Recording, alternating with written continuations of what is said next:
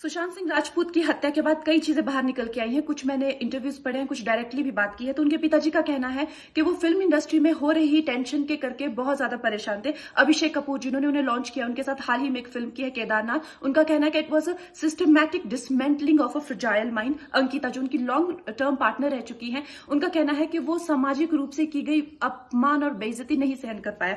तो अब मैं आपको बताऊंगी कि मूवी माफिया ने ना कि सिर्फ उनको बैन किया था, सिस्टमैटिक डिसमेंटलिंग कैसे कतरा कतरा करके उनका दिमाग तोड़ा गया है, उनको मारा गया है।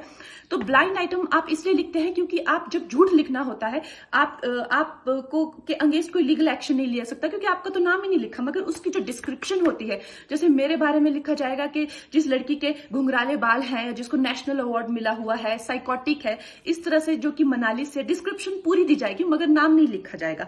23 अगस्त 2017 को बॉलीवुड लाइव सुशांत के बारे में लिखता है कि वो जब भी सेक्स करता है तो सिर्फ अपने ही गाने सुनता है, वो सबसे बड़ा नार्सिसिस्ट है। 16 दिसंबर 2016 में मुंबई मिरर लिखता है कि सुशांत एक ट्रक ड्राइवर की तरह लगता है। 22 फरवरी 2019 को मुंबई मिरर लिखता है कि पार्टी में तमाशा करने के बाद सुशांत ने कांच की बोतल एक डायरेक्टर के सर पे दे मारी। 18 अक्टूबर 2018 को डीएनए लिखता है कि सुशांत ने अपने को एक्टर का रेप किया और वो मीटू के चलते अब जेल जा सकता है। और ऐसी न जाने कितने अनगिनत झूठ।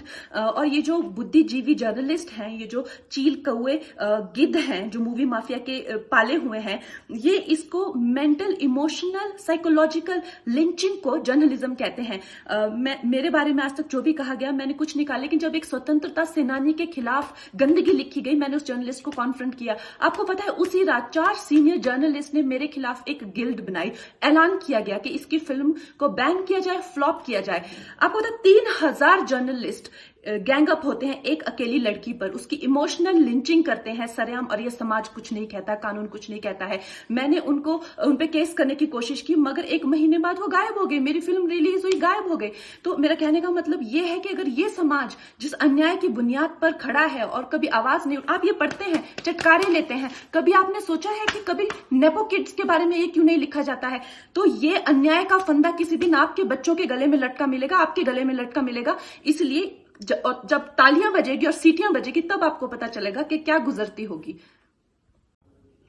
सुशांत सिंह राजपूत की मौत ने हम सबको झंझोड़ के रख दिया है, मगर कुछ लोग जो इस चीज में माहिर हैं कि कैसे एक पैरेलल नैरेटिव चलाना है, वो इस तरह से चला रहे हैं कि हाँ, जिनका दिमाग कमजोर होता है वो ये डिप्रेशन में आते हैं और सुसाइड वगैरह कमिट करते हैं। जो बंदे ने स्टैनफोर्ड की स्कॉलरशिप, वो रैंक होल्डर है in his entrance for engineering, उसका दिमाग कमजोर कैसे हो सकता है? अगर आप देखें उनके कुछ लास्ट पोस्ट, वो क्लियरली कह रहे हैं कि लोगों को बैक कर रहे हैं कि प्लीज मेरी फिल्में देखो, मेरा कोई गॉड फादर नहीं है, मुझे निकाल दिया जाएगा इस इंडस्ट्री से। अपने इंटरव्यू में वो जाहिर कर रहे हैं कि मुझे क्यों नहीं ये इंडस्ट्री अपनाती है, I feel like a left over. तो क्या इसमें इस हादसे की कोई बुनियाद नहीं है?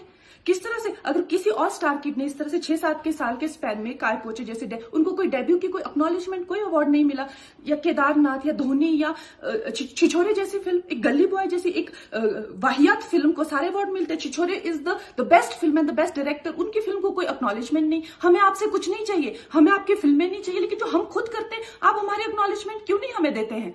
मुझे इनकी फिल्में, मैं जो खुद फिल्में डायरेक्ट करती हूँ, उनको सुपरहिट फिल्मों को ये फ्लॉप घोषित करते हैं। मुझ पे 6 केसेस क्यों डाले गए, क्यों मुझे जेल में डालने की कोशिश की गई? और मुझे इनके जो चमचे जर्नलिस्ट हैं, वो सुशांत जैसे लोगों पे जो ब्लाइंड आइटम्स लिखते हैं कि वो साइकोटिक है, न्यूरोटिक है, एडिक्ट है। संजय दत्त की एडिक्शन तो आपको बहुत क्यूट लगती है। वो लोग मुझे मैसेज करते हैं कि तुम्हारा बहुत डिफिकल्ट टाइम है, तुम ऐसा वैसा स्टेप मत उठा लेना। ऐसा क्यों कहते हैं मुझे? ये क्यों मेरे दिमाग में डालना चाहते हैं कि आप सुसाइड कर लीजिए?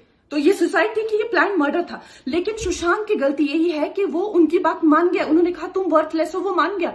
उसने he didn't remember what his mother told him. उन्होंने कहा कि तुम्हारा कुछ नहीं होगा, वो मान गया। वो चाहते ही ये है कि वो इतिहास लिखे और ये लिखे कि सुशांत कमजोर दिमाग का था। वो ये नहीं बताएंगे कि क्या सच्चाई क्या है। तो हमें ये डिसाइड करना है कि who will write the history, we will decide that.